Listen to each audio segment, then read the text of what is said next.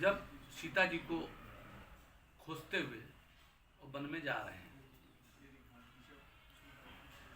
तो गोस्वामी तुलसीदास जी ने अरण्य कांड में इसका जिक्र किया है।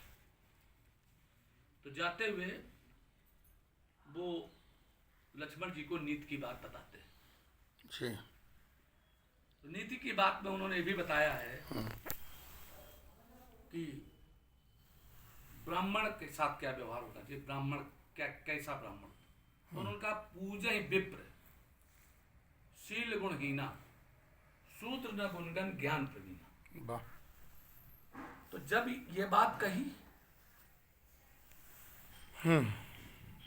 जिस बात को, जिस चौपाई को आज की तारीख में तथाकथित विप्र और तथाकथित शूद्र दोनों तुलसीदास जी की टांग तोड़ते हैं, यह कह करके तथाकथित विप्र जो ज्ञानी नहीं है, अज्ञान है जी।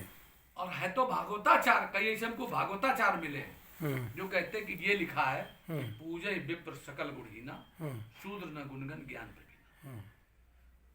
तब मैं उनसे पूछता हूं कि गोस्वामी तुलसीदास ने चौपाई किस कांड में लिखी, कांड भी नहीं बता पाते, अरण्य कांड में लिखी है। तो उसके आगे और बात करते हुए चले जा रहे हैं। वैसे वो सबरी के आश्रम में पहुंच जाते हैं। सबरी के आश्रम पगधारा।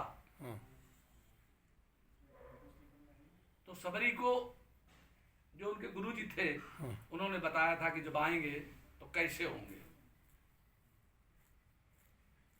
बाहु विशाला, बड़े बड़े हाथ होंगे, इस तरीके से होंगे। तो अब वो रोज सबरी लिपती थी, तैयारी करती थी भगवान राम के आने की।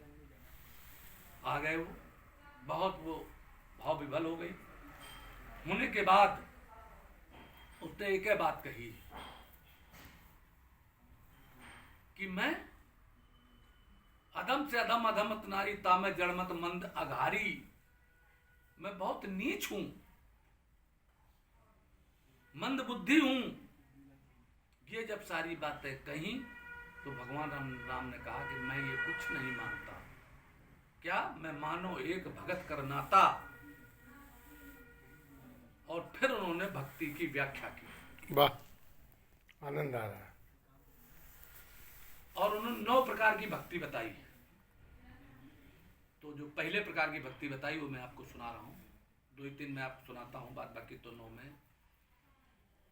उन्होंने कहा प्रथम भक्त संतन कर संगा, प्रथम भक्त संतन कर संगा, प्रथम भक्त संतन कर संगा, दूसर रत मम कथा प्रसंगा, गुरुपद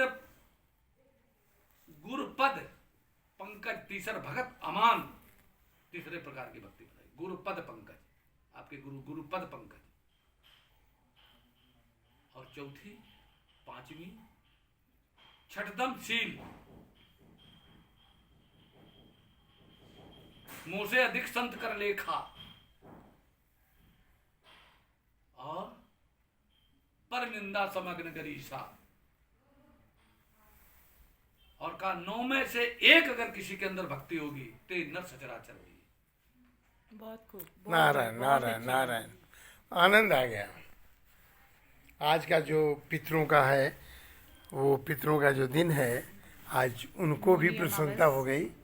और मैं उनसे भी प्रार्थना करता हूँ, पिताजी भी संत थे। हाँ, कि मंत्री जी को जो है सुख शांति समृद्धि मिले और पद मिले वही जो परमात्मा ने रखा आपका। नारायण। अच्छा, बहुत अच्छा, मतलब तो बहुत ज्ञान है अगर आपको। गोस्वामी तुलसीदास जी ने ये रामचरितमानस 500 साल पहले लिखी है, संवत 1680 गंग के तीर। 1680 के बाद 1700 और 1705 2200, 2022 है। तो कितने साल हुए? 520 साल। 520 साल में सिर्फ 4 पीढ़ी जाती है। 4 पीढ़ी पहले की लिखी हुई गोस्वामी तुलसीदास जी की रामचरितमानस है, जिसकी एक एक चौपाई मंत्र है। जौन कहो तो सुना दे। बहुत बड़ी बात। जौन कहो तो सुना दे, नहीं, जिस बहुत पे कहो उस पे सुना दे। बहुत आनंद आया। और रामचरितमानस जब वो लिख रहे थे, अंत में इस देश की वो व्यवस्था